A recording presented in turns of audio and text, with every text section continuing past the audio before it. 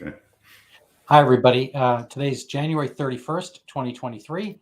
New year, new thoughts, new ideas. I'm happy to have an older friend with me, older in the sense that we've met before. He's probably not that old, but a brilliant guy, David Bell. Frankly, the world should be listening to him more, and a lot of other people perhaps less. He's an expert on global health in the actual health part of global health and the global part of global health.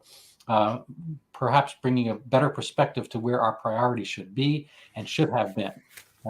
So, David, tell us a little bit, refresh our viewers' memories of what you've been doing, what your credentials are, and what are your perspectives on, in particular, our topic for today, COVID's passing over Africa, Sub-Saharan Africa in particular. Okay, yeah. I mean, at a high level, I think COVID is, there's a lot of, for 3 years, stuff in the press and media and so on about scientists are puzzled or bamboozled or whatever by the low reported mortality in Africa from COVID.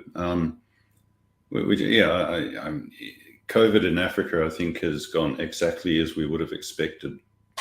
Sitting back in March 2020 and looking at the data that was available then, it was never going to be a big problem in most African countries, and it hasn't been. The response has been a huge issue, and Africa's disproportionately been harmed by the public health response, which is badly misplaced to COVID. But COVID itself has gone exactly as expected in that the vast majority of African populations have been barely affected in terms of mortality or severe disease. As expected by you, as expected by the WHO, as expected by whom? As predicted by the data that was available in early 2020, for instance, the age distribution of severe COVID and COVID mortality that was published in The Lancet in March 2020, based on what came out of China, which showed a very high, unusually high concentration of severe disease and mortality in very old age groups.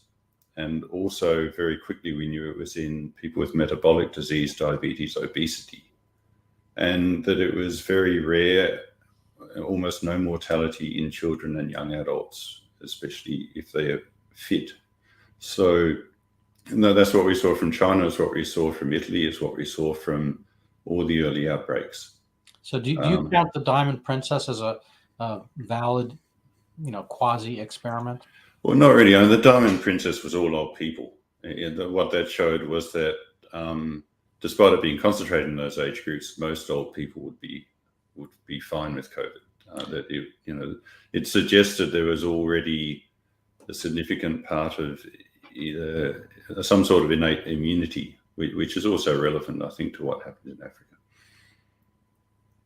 So I mean, the African population is unusual globally in that it is very young. So Sub-Saharan countries, more than half the population are under 20. So and obesity is very rare, and the age group, the average age of death recorded from COVID in Western countries is about 80. And only about less than 1% of Sub-Saharan Africans are over 75. So there's hardly anyone who can be in that severe category, that high-risk category in the continent. So now I assume the same genetic bunch, if they're in Paris, Germany, France, England, so forth, they're reaching 80. So is it a question that there are so many more births in Africa, Sub-Saharan Africa here, say excluding South Africa? Are there so many more births making the population young, or is it that people are dying off young, or they're emigrating, or what's the? It's mainly driven by a high birth rate.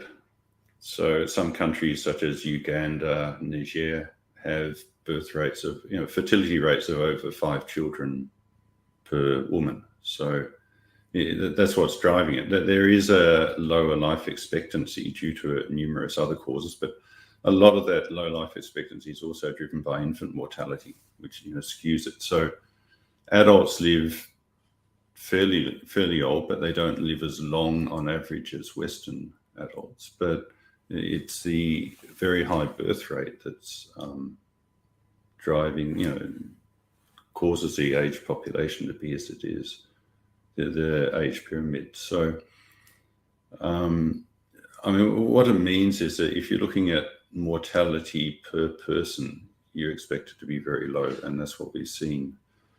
It doesn't mean that in 75-year-olds and above, especially if they're obese, that they're any better off. They may even be worse off, but there's so few of them that compared to other disease persons, it hasn't been a big deal. If you look at South Africa, the population is significantly older. It's much more like the age pyramid. If you look at it, it's much more like a Western country, a European country. And there is a much higher rate of obesity and metabolic disease in South Africa. That's well documented. So the COVID mortality is much higher. It's still half of the UK per population, but it is much higher than other sub-Saharan countries, and it's completely as you would predict, just purely based on age and on metabolic disease rates. Right.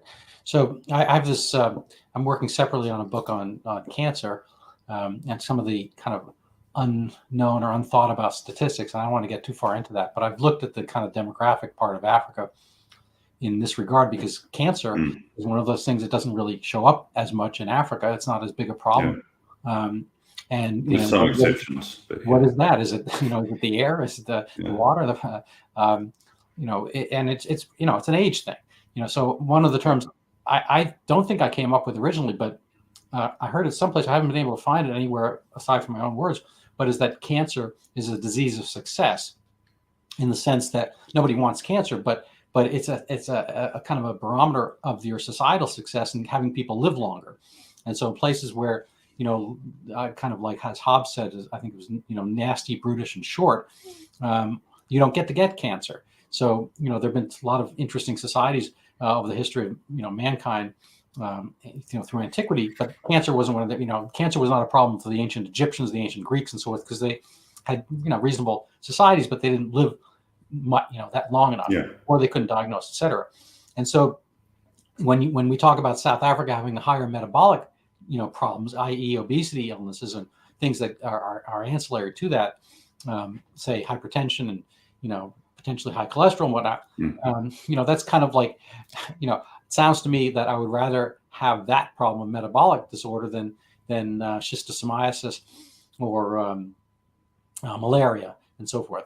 And it is kind of the lower the lower mortality.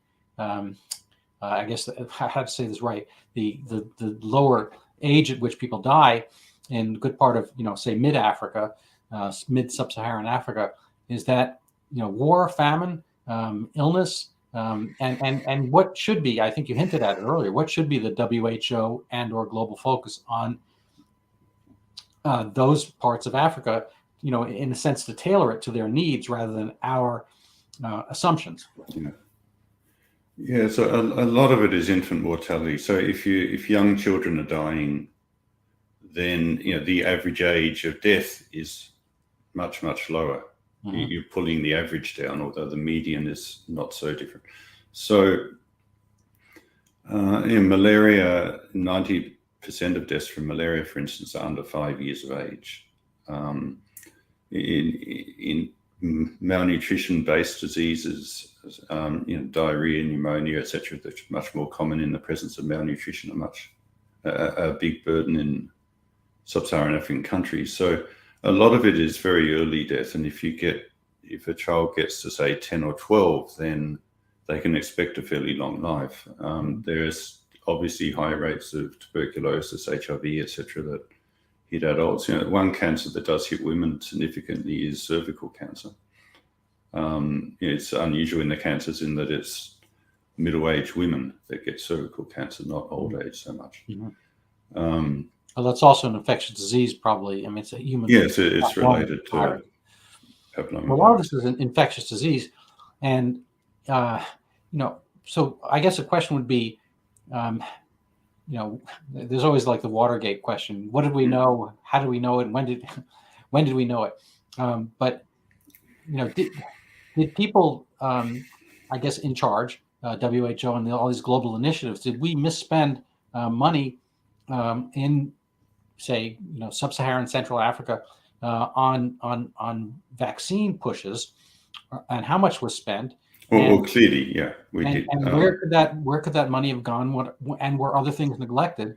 And I guess a secondary, just to put a little cherry on the cake. I apologize, but did we apply a secondary virus of economic downturn to those places? And what are the ramifications? So I apologize for packing my super duper question. I'm sure you can slice through it, I hope. Yeah. So, okay. Firstly, we didn't know what we were doing. Even the WHO guidelines for pandemic influenza released just a few months before COVID in 2019. They point out that low-income populations will be disproportionately harmed by, they didn't envision lockdowns, but just closing of borders and interrupting supply chains and so on. So we knew that Sub-Saharan African populations would be particularly affected by what became lockdowns, and they'd be affected far worse than people in wealthier, older nations where COVID is more of a problem. So when we transferred the novel response that we're using in the West, where there's an older population, to Africa, we knew that it would have much less impact because COVID was going to be much less of a problem based on age and comorbidities. But we knew that it would be much more harmful to these people. So WHO knew this. They modeled what might happen to malaria in early 2020 due to lockdowns and supply chain interruption. We know kids die of malaria because they don't get drugs in time. They don't get diagnosed and get drugs. The drugs are good for malaria, antimicrobials, but maybe even HCQ, by the way. Well, yeah, I mean, that doesn't work so well in Africa now because of resistance, but Artemisas, etc. So there are good drugs for malaria. People die because they don't get treated. If you interrupt supply lines, if you close clinics, you miss that 48 hours where you have to get treatment. So more kids die, that's obvious. Tuberculosis is the same. If you close clinics, people don't get their treatment for tuberculosis. They keep infecting others. They get worse themselves. HIV is the same. So we knew that we would kill people increasingly from malaria, HIV, TB, and that's been shown in WHO figures since then. We know that if you reduce economic output, if you reduce GDP, it impacts infant mortality very heavily. And the World Bank and Bank of International Settlements and so on have got data on this. This was all predicted in 2020 and before. So we knew that harming these economies would increase child mortality. And then, we shift to the vaccine. Are we wasting money? So WHO did a study it's up to September 2021, a data gathering, where they looked at serology for COVID in Africa, and they showed that about 66% of people looking across many countries across Africa had antibodies to SARS-CoV-2. So that means far more than 66% had already been infected had COVID and were immune to it. Their antibodies. And we know from CDC data and elsewhere that if you vaccinate someone who's already had COVID, it makes minimal clinical difference, or almost indiscernible in the best case. Makes very little clinical sense either. If you look at the definition of vaccine prior to COVID world, vaccine is an item given before an outbreak, not during, not after. Yeah, well, certainly before an infection. Yeah, and we don't. There's no point giving measles to someone who's already just had measles. Yeah, because they have extremely good immunity post-infection. They won't need. It's actually potentially a danger. And we know COVID's essentially the same. So in the presence of increasing malnutrition, increasing infant mortality, malaria, TB, HIV, etc., they launched on the largest public health program in history to try to vaccinate 70% of people on the continent. with a vaccine that they knew by then would need 2 doses, and that would wear off in 6 to 12 months. So, and they knew that nearly all the people they would be injecting were already immune to the disease that they were vaccinating against. And the mRNA vaccines uniquely have storage issues, and they need low temperatures and whatnot that don't really pertain to a lot of the other vaccines. Yes, and so that adds to the logistical difficulties, it adds to the resources that are diverted. And it's not just buying the vaccines, which is billions of dollars. It's, Africa CDC estimated 10 billion just for 2 doses for the continent, which, malaria programs are 3 billion a year. So this is far more than any other disease. But if you're vaccinating everyone in a population, you have one health worker often per 2,000 or 3,000 people. So instead of that health worker seeing kids who come in with acute fever and saving them from dying from malaria, they're off vaccinating adults who have already had COVID with a vaccine that will last a few months, that has significant side effects more than other vaccines, based on what we know, associated adverse events, etc. It was not shown in the randomized controlled trials by Pfizer and Moderna to decrease all-cause mortality at all. But it's taking all these health resources to give these injections. So inevitably, you have a cost in other diseases where more people are going to die from other diseases. So this is not, it's not it's not a novel thing to say this. This is just Public Health 101. And everyone in WHO running this program, in UNICEF, that used to concentrate on children, but is now implementing this vaccine program that, UNICEF is doing that, huh? UNICEF is the implementing partner of COVAX. So if you look at the UNICEF website, there's a huge concentration on COVID, which, kills people at an average age of over 75. Maybe they should change the C in UNICEF from children to COVID. United Nations Initiative for Children's for COVID Educational Fund. If they just change the C in the middle of UNICEF, I think they're actually good, no? So it's, this is where we are, Gavi, which is there, it's concentrated on vaccination. It's another international agency set up 15 years or so ago that is devoting much of its resources now to COVID. But, it's measles vaccination in Sub-Saharan Africa is an important thing. There are other childhood vaccines. All those rates have dropped off during COVID. The vaccines that may actually save children's lives, but the concentration is on this. We can speculate over why. Presumably, it's pressure from people who are making a lot of money from these vaccines. It's hard to imagine any other reason. So, fortunately, I'm sitting down when you said that. But could you repeat that? Because well, there's not a good public health reason, and I haven't heard anyone put together a good public health justification for any of this, or refute, any of the figures I just gave, because they're the WHO figures and so on. It's what it is. People have so the only reason that I can see is a business reason. It's about making money from making money for populations. Making money for whom? Making money for whoever benefits from the vaccine and the world around the vaccine. So I got a separate question. So the World Health Organization, that's a nonprofit, I assume. It's not a nonprofit. It's an international agency. So technically, it's an arm of the United Nations. Okay, I apologize. Yeah. So ideally, one assumes they have salaries from the United Nations and wherever they get their coffers and whatnot. Has there ever been evidence of, sideline deals? Just to change topic slightly, FIFA, picks up site for its matches and whatnot, the World Cup and so forth. And there's, wink, wink, nudge, nudge thought that maybe they picked Qatar because, some of the people in FIFA might have, gotten some kind of financial benefit.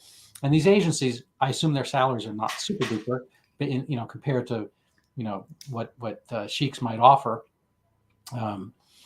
Is there some type of revolving door? I mean, the new Pfizer video by Project Veritas talks. I mean, they talk about the virus and directed evolution, and whatnot, whether it's gain of function.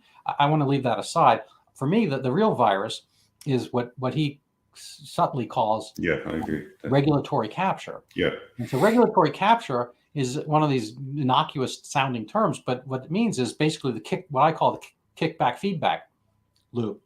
And I suppose there's a certain amount of kicking back in soccer as well, but on the field. But off the field, if you have a kickback feedback loop, that implies that the mechanism is broken. It's like having gangs run the police. And is there evidence of that? What would be the other explanation for kind of the wholesale co-optation or adoption of really more of a pharmaceutical vaccine initiative than one that's dealing genuinely with public health in the poorest areas on Earth? Yeah, so it's not regulatory capture, but it's similar in some ways. There's a capture of public health, of global health. So about 25 years ago, we started having public-private partnerships, which seemed a good idea at the time. It's where a private sector corporation or individuals, private foundations, etc., partner with these international agencies, UN type, like UNICEF, WHO, and they bring money and they bring some expertise in marketing, etc. And it seemed a good idea at the time. Gee, more money, that will save lives, and it did. So TB, HIV, and malaria and so on have gone down partly, to a large part, because of this private money. But in the process, you end up, so if you take WHO, it was originally just funded, it had essentially core funding from the countries of the world. And it looked from a technical point of view at where that money should be spent best to reduce disease burden, and that's ostensibly where it went. When you start getting private money, most of the private money, and now a lot of the public money, is rather than having core funding to WHO, it's to program X of WHO to do this work in this area, even with these people, run these meetings, etc.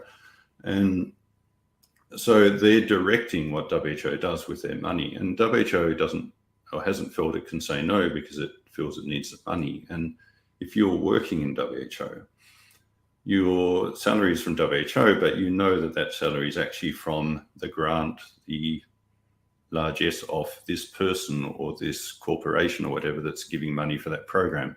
And if that money stops, then you'll probably lose your job. Your team will lose their jobs. So inevitably, although you're in WHO and it's an international agency, you end up making sure that your grant is renewed, your money to WHO that's funding your program is renewed by the donor that you well and you're talking with, and so you make sure you do what they want. So if not many donors, private donors or corporations, are interested in training health workers, so that you have one health worker per 400 people instead of 2,000, or improving supply lines, because it's boring. It doesn't get on the BBC, and no one makes money out of that except the country itself, because it improves its economy because its health is better. That's not of interest to the donor in general. The donor wants to make return on their investment. If they're a pharmaceutical company, they need to sell drugs, and they need to do that for their shareholders. It's their job, make money for your shareholders. So you give money to a WHO program that is likely to and can be directed to end up buying your products, prioritizing your products. So if you're a vaccine manufacturer, you're not going to give it to improving, zinc or vitamin D supplementation. Yeah, you're going to give it to vaccination. So you end up with a large part of WHO that's living off your money, just concentrate on vaccination, and no one's concentrated on zinc supplementation. So it's not, so WHO then isn't working on where they think they can save the most lives. They're working on where they have money to work. So suddenly, over a couple of decades, you have this the agenda is now set by where the money comes from, not by the core technical expertise of WHO. And, there's politics around leadership of WHO and so on that can be directed by private donors and countries, etc. So that contributes. But the institution as a whole has now shifted from based on countries and the needs of populations to being based on what its donors are interested in. And that's not necessarily saving the most lives. It's they would like to save lives, but they need to sell their product while they're doing it.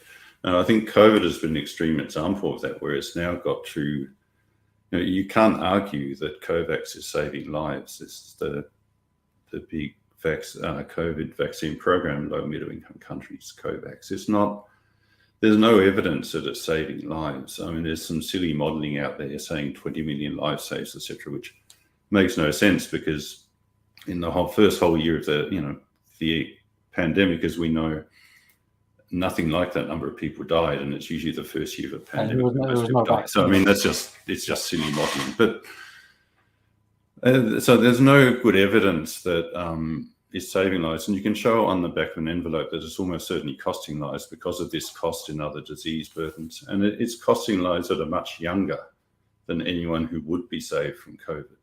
So you increase malaria, children die under 5.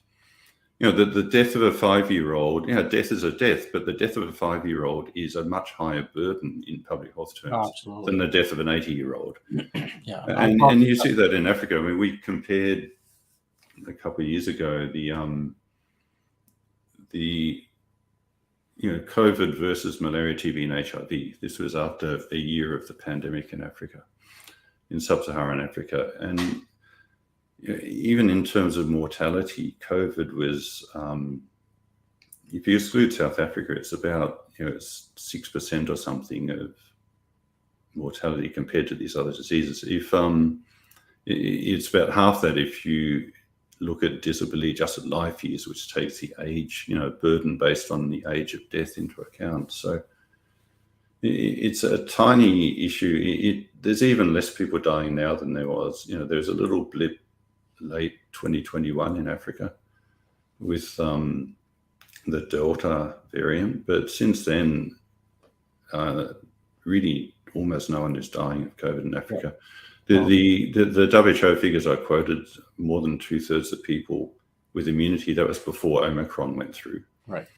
So everyone is immune now. Right. A couple of questions. I mean, my own feeling, and I've written on this topic, I have an article in the Daily Skeptic in September, that Omicron is not genetically, ancestrally, it's not a linear relative, as were a lot of the earlier Greek letter variants of concern from SARS-CoV-2. Omicron seems to be just a different thing. And there have been coronaviruses forever, circulating amongst humans, and there will be coronaviruses forever if humans last long enough. Hence, and so, are they still? So, one of my tropes is the last Japanese soldier, the one who was still fighting in 1963 in the Philippines. He was fighting World War II for the Japanese emperor who had long surrendered.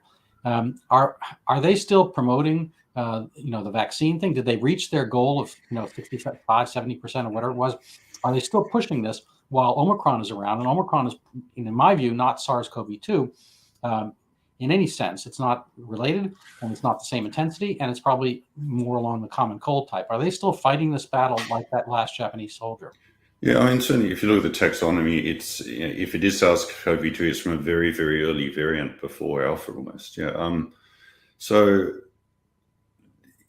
they are still pushing COVAX. Yes, they're talking about stopping it sometime. When you say COVAX, that's the name of the WHO. So sorry, that's the name of the program run by WHO with Gavi, CEPI, and UNICEF. There's COVAX, which is I think an Indian. So it's the program. It's global. It's Africa, Asia, etc. So they're still pushing mass vaccination with COVID vaccine. They haven't got anywhere near 70%, in a large part because African populations are not wanting it. So they are burning vaccines that are expired because people in Africa know what the disease burdens are. Right. They know that almost no one is dying of COVID. They know that there are bigger problems with other diseases. And I was watching a film yesterday from Senegal actually about this, that there's a huge evidence of a very large loss of confidence in the health service because of what's happened. Right. So people know that this isn't appropriate. They know that something else is driving this and it's not public health priorities. Right. So, the danger with this is that, parts of WHO were doing a lot of good. Health services in these countries have been doing a lot of good in the past. But in bowing to these wealthy self-interests and skewing public health, they've shattered confidence in public health and in the health services. So if we come along with a program that actually makes sense, it's going to be much harder to convince people that it's for their benefit because they've seen what happens now. Fool me once, fool me twice. Yeah. Yeah. There's a terrible joke. It's like a dad joke. But how many psychiatrists does it take to change a light bulb? And the answer is there's only one psychiatrist, but the light bulb has to really, really want to be changed. And so, I was thinking of that joke when you were talking because, you have this application, and if you're a psychiatrist and you want to change somebody, but that person doesn't even see that as a problem, you can be talking till your head is blue, and it's not going to change things. There's been a lot of resistance on the ground, and a lot of it has been made, frankly, ridiculed, and there's been a lot of kind of secondary arm twisting or primary arm twisting of the African leaders who did not buy into this narrative. I believe it was Tanzania's president. I might be wrong. Yeah, Magufuli. And then there's also this, I don't know if you've touched on this conspiracy theory that certain African leaders died precipitously, the ones who opposed it. Maybe you could address how they were received, what kind of arm twisting, were there actual financial disincentives and so forth to their behaviors, and what happened? Yes, it's hard to know. There are a number of countries that, for various reasons, didn't go along with the lockdowns, etc. Tanzania was the famous one, Burundi, Madagascar to some extent, etc. There were there are very few countries. There's 4 leaders who died in late 2020, early 2021. But who knows? People do die. There's a disproportionate number of leaders who died who happened to be not in tune with the lockdowns. But I think were they replaced? Coincidences happen. So were they replaced by leaders who did? Just curious. Did their deaths affect change in that country in a certain? So I think Tanzania was replaced by a leader who is much more in tune with what the World Economic Forum would like, etc. But I don't think the country has changed much. I haven't been there, and I'm talking from a distance. But I think people had realised that, Tanzania was almost the only country in Sub-Saharan Africa that actually maintained a positive gross domestic product. The others went into recession. People can see that. They can see that the economy is much better than other countries. They can see that no more people are dying. So then you can change leaders, but it's very hard for that leader to actually convince people to do something which was obviously a mistake. Right. That's my psychiatry joke. Yeah. And so this might be one way in which Tanzania, maybe not used in the same sentence that often, but Tanzania and Sweden. Yeah, and Belarus, but that's not the most popular country, and a few others. But there are a number of countries that didn't lock down. And if you look at even COVID mortality, it's not significantly different. I think Sweden now has the lowest all-cause mortality in the OECD. So they seem to make a good decision. Yeah, I think so too. So I'm going to segue slightly to something close and near and dear to my heart. And I don't want to spring this on you too much. Let's see if I can do. How do I do this? Nope. Let's see. I'm going to need my glasses here. But I wanted to talk about. I have my book, Zika, and here we go. Sorry about that. And so this is my book, Overturning Zika, and it's on Amazon. You can buy it, look at it, review it. And the reason I bring this up is that Zika was a thing in 2015, 2016. Really, it was 2015 item. And there was a lot of brouhaha in 2016 in Brazil, and then it disappeared. So that was the last great pandemic, the last previous great pandemic. And why do I bring this up? Well, because there's a hunt still. The hunt is on for a Zika vaccine. And I think it's eminently achievable because there's a dengue vaccine, Vaxia, and dengue. I kind of consider there are 4 dengues, and Zika's kind of the fifth dengue on the same hand. It's a little bit minor version. So Zika is a kind of a minor dengue. And so if you can make a dengue vaccine, you can make a Zika vaccine. The only impediment so far has been there's been nobody around with Zika to test in the places that theoretically might want to. They have no interest in this topic. It's disappeared. And so it's one of these things like the psychiatrist joke. Our CDC, NIAID, has had $500 million allocated in 2016 towards a Zika vaccine.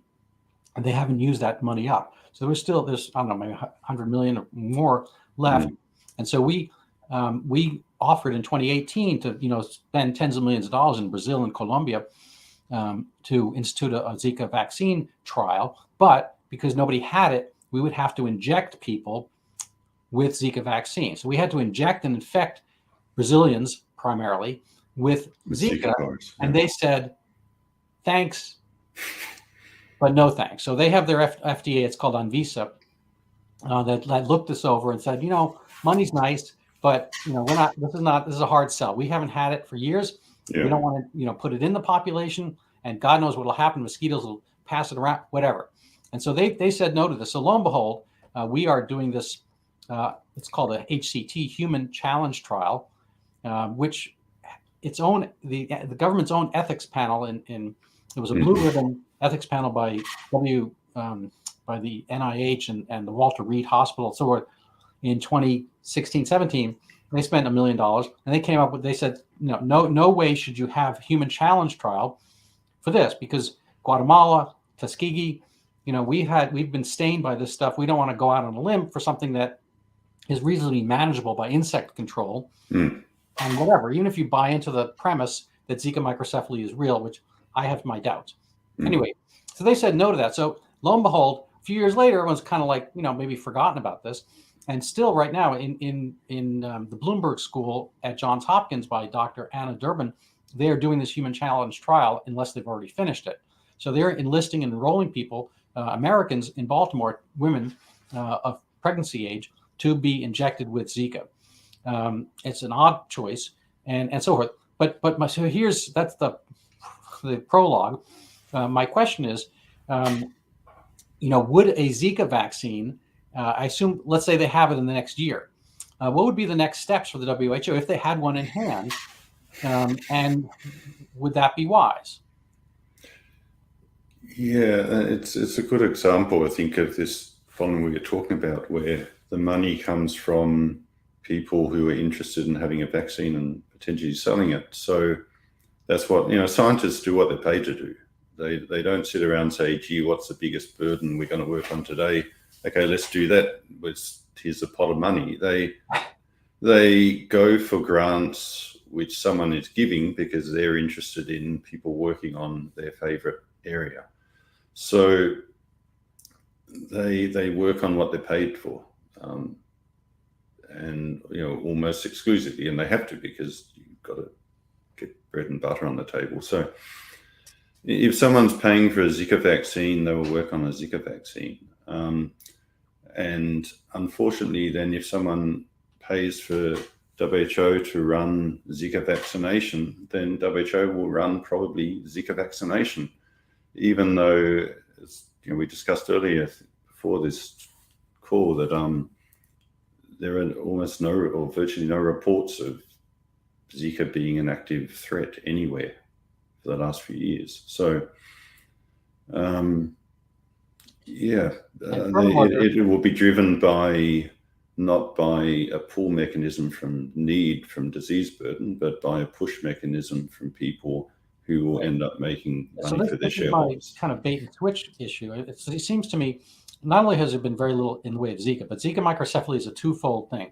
There's Zika, and then the real problem with Zika is not Zika, which is a very mild kind of, you don't even know you've had it kind of thing as far as the illness. Maybe a little fever or something like that. But for 67 years of its knowledge from the Uganda Zika forest until 2009 or a little thereafter, there have been 0 cases attributed of illness in humans to Zika. So Zika is not really the problem. The problem is that it may cause microcephaly in children and in pregnancy. Yes, and I've seen your work on that. That suggests that there's not very strong data.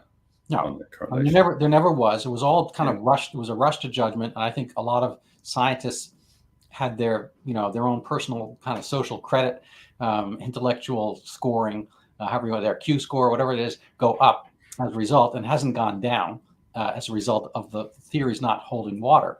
But so the microcephaly thing. So insofar as there actually have been places where Zika exists, like in Rajasthan, India, 2018, there was no microcephaly. So that's my major point. Even if you buy the whole theory, it just never happened again. So the places where there is Zika, there's no microcephaly. And microcephaly is the thing that people are worried about, because Zika is not a thing to worry about per se. But my feeling is that there's been no kind of takedown of the initial formulation. There's been no investigation because, in a sense, the pot of gold at the end of this, kind of inverse rainbow, it's not as pleasant as a rainbow, and it's not really a pot of gold, but is to have the theory stand still so that the payoff can be in the vaccine realm. And there are a lot of kind of innocent bystanders who are willing to just watch this happen. And I can't stand in the middle of the world and yell stop anything. But is there ever a mechanism? I guess this is a deep question in a sense, but is there a mechanism for people to come back from their stances? Whether it was the COVID stance, the COVAX program of WHO, does anyone ever say they were wrong? You're right. The incentives are to keep it going, right or wrong, because there's money for Zika. People get money from Zika, from the Zika industry. So if they came out, if they were convinced that there was, not a big problem with microcephaly or no microcephaly, and they came out and said this, they would be cutting off their own salaries. So the only way that you can fix this is by having public health agencies, such as the WHO, that are immune from conflict of interest, which means essentially, realistically, they can't be taking private funding, they can't be taking foundation funding. They have to get core funding from, the original model of WHO, where they get core funding from countries based on GDP. And then you have to have really strong conflict of interest rules in place that stop people who are working in WHO from then, it seems to be happening in, say, the FDA, shifting immediately to private industry, which means, that they know they're going to get a job there if they toe the line. So, and there are other areas of work where this sort of thing is followed. So, if you work for certain companies, you have in your contract that you will not, if you leave, you won't work for some other company for a certain time in that field. So, that is, I think, the only way to do it. You've got to exclude any conflict of interest, which means excluding money from people who would benefit from certain decisions, and excluding the obvious forms of influence through financial incentives, etc., and future career that tend to sway people's opinions. And then you can have a rational discussion within those organizations, or they can convene meetings where they look at disease burdens, they look in a rational way, and they say, okay, Zika is number 142 on our list of disease burdens. Mm-hmm. So we're not going to give it $100 million because we know spending $100 million on all these other 141 diseases will have far more impact on improving human health. Right. So, one of the I always, when I was a kid, I read Batman comics, and I idolized Bruce Wayne, and I'm wondering if there is a Bruce Wayne out there. I think in some ways Elon Musk has turned into Bruce Wayne. Kind of the Superman playboy, not really playboy type, but who's looking to, in his Batman role, is looking to take on bigger conspiracies and take over things in a good way. Bill Gates, I think, aspired to that Bruce Wayne role, and I bring him up because, I was thinking while you were speaking that, if it's not going to be the WHO, let's say the WHO can't reform itself in that way. It's too far gone. Yeah. It's in a sense corrupted. It's convoluted. It's contrived, and it's not going to be able to get out of its own way. Well, then there'd be some kind of quasi-private thing. So the Bill and formerly wife Melinda Gates Foundation would theoretically be a model for that. Have they succeeded? And has Bill Gates, in a sense, invalidated himself from this realm of third world or Sub-Saharan Africa treatment initiatives by his own kind of misapplied COVAX oriented initiatives? So that's a tough question to unpack. I apologize. No, I think humans are human. So I think if it ends up on one person, they tend to, we can all get corrupted by our own egos or our own, we all deep down would like to be affirmed by others, etc. So we end up doing things to make ourselves look better. We all do that. And that may not be in the best interest of everyone else.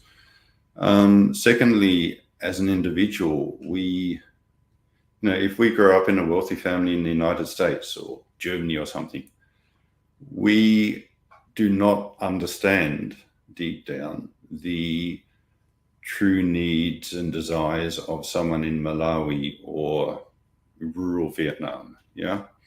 So we cannot make those decisions on what that person needs. It needs to be, so you need first a lot of people so that you get a diversity of backgrounds coming into it. And then you need to have them purely advising, but in the end, the local populations need to be the ones that decide what is most important to them. And if you're not doing that, you basically become a fascist enterprise. You're a central authority telling other people what to do because you decide what's good for them. You decide who the bad people are, who the good people are, what the population will do, who is right and who is wrong. And, that's comfortable for the people on top, but feudal systems are great for the lords and ladies, but it is the opposite of what we were supposed to start doing after World War II when we got rid of, we thought, fascism and started undoing colonialism. Right. So, where we're going now and where you go, if you're having private individuals with huge companies deciding these things, you're essentially going back to the East India Company and that sort of mindset where you have private companies with their self-interest deciding what populations will do. And it will inevitably end up in disaster because it always has through human history. So. Yeah. Well, on that happy note. No, so I'd say I agree. I think maybe the WHO is redeemable, maybe it isn't, but we do need some sort of organization, but it needs to be completely different, very different rules, much more like the original concept of WHO, but nothing like what we're seeing now, I think. Right. So I feel a little bit talked out myself. I don't know about you.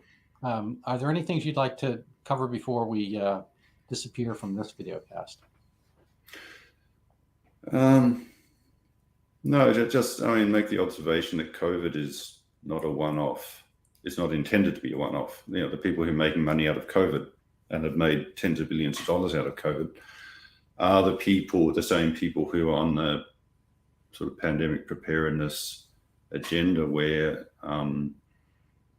they plan to essentially repeat what happened with COVID far more often for far even less reason.